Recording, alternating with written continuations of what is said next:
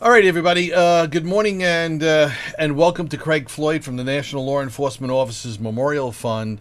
Craig is reporting from Washington D.C. and as you know, the fund does chronicleize and keep data on the law enforcement fatalities across the country, and they also do provide us with some insights as to what's going on with their own programming down there as well. So. Craig, good morning and welcome to the program. Let's get right into it. Give us the numbers. Well, unfortunately, we had to report some very tragic numbers for 2011. 173 law enforcement officers were killed in the line of duty. That's federal, state, and local across this country. And that represents a 13% increase over last year's figures, where we lost 152 officers nationwide. And more alarming, perhaps, is the 42% increase this represents over the 2009 figures. We actually saw the lowest fatality figure we'd ever seen in 50 years in 2009, 122 officers killed in the line of duty. So when you jump from 122 to 173 in 2 years, that should shake people up pretty good, and hopefully it'll get people thinking about this issue a lot more and hopefully doing something to solve this growing problem that we're seeing regarding law enforcement safety. One of the big trouble spots we saw this year, Joe, firearms-related deaths jumped 15% and actually was the second highest figure we'd seen in the last decade.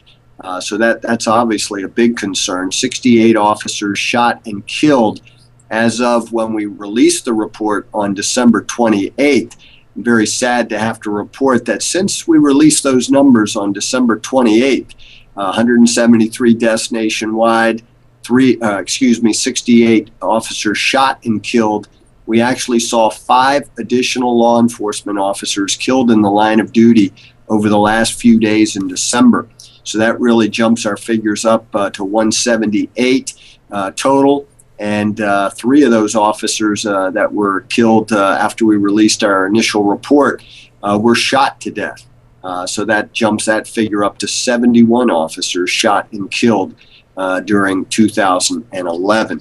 So very tough year. The only bit of good news really in our report when we came out with it on December 28th is that traffic-related fatalities actually saw a drop of about 10% over the prior year.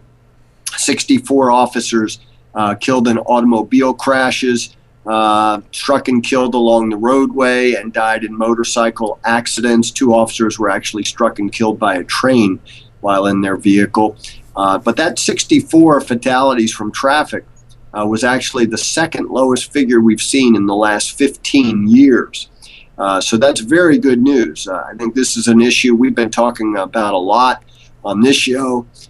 We've been hitting that problem hard over the last several years, recognizing that traffic-related fatalities have been the #1 cause of law enforcement fatalities in this country for the last 13 years in a row.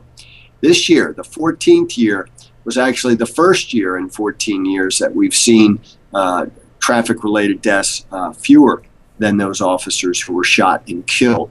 So kind of a good news, bad news story. Fewer officers killed in traffic-related incidents, but more officers being shot to death by criminals. And this is a growing problem. A lot of the deaths that we saw this past year were ambush-related. Officers who were serving arrest warrants, sitting in squad cars at traffic lights, happened on a couple of occasions, brutally gunned down by criminals that pulled up alongside and opened fire for no reason in particular other than they were a police officer and that's who they wanted to kill at that moment in time. Clearly, we're seeing a more brazen, cold-blooded criminal element on the streets of America. You talk to police officer after police officer, doesn't matter where you are, you're going to hear that same story, that the criminals they're facing are more cold-blooded in nature, oftentimes don't think twice about assaulting and shooting a police officer. And that's scary stuff when you're talking about a very dangerous profession to begin with, and now you've got this tougher criminal element. You're dealing with people that really have no regard at all for human life. The other problem I think we're really seeing with these numbers is budget cuts have decimated so many law enforcement agencies across this country. You're talking about cutting training dollars. You're talking about cutting the manpower, the number of officers on the street. You're talking about cutting the equipment dollars they have. That means things like bullet-resistant vests, less lethal weapons, lethal weaponry, trying to keep up with the sophisticated, high-powered weaponry used by criminals. Oftentimes, agencies can't afford to supply their officers with this upgraded equipment. Even technology, which most have credited for reducing violent crime in this country, for making law enforcement more efficient, more effective in combating violent crime. Locating trouble spots, for example, locating crime trends before they get out of control, and being able to respond efficiently with the proper manpower to deal with that particular problem. All of that is being reduced. There was quite a study done by the International Association of Chiefs of Police. I want to quote from it. It says that 60% of the responding agencies to their survey just recently had cut back on training. 64% had cut back on buying or upgrading major equipment, and 58% had cut back on buying or upgrading technology. Now, this all goes hand in hand. At the same time, a report from the Justice Department said that by year's end, meaning by the end of 2011, which we just saw, it is expected that nearly 12,000 police officers and sheriff's deputies will have been laid off.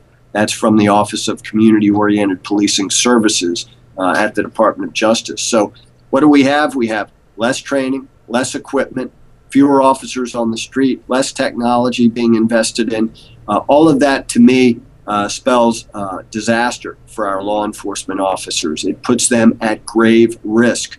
And now for 2 years in a row, we've seen a major spike in the number of officers killed in the line of duty. I don't think that's a coincidence. I think we can't cut law enforcement agency budgets and not expect bad things to happen. Well, Craig, that's a great segue. We're going to cut to a commercial here, and then I'm going to come back. I've got a few questions for you when we come back. We'll be right back after these messages.